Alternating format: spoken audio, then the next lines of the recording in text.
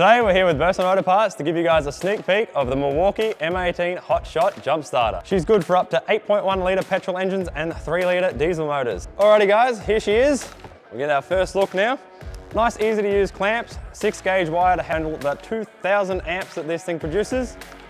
You guys are probably familiar with the M18 Milwaukee stuff because they are used everywhere. So any battery from their full M18 range can be used with this product. The M18 battery is charging up the jump starter itself, and that is how you're producing the 12 volts and big amps to jump start your car.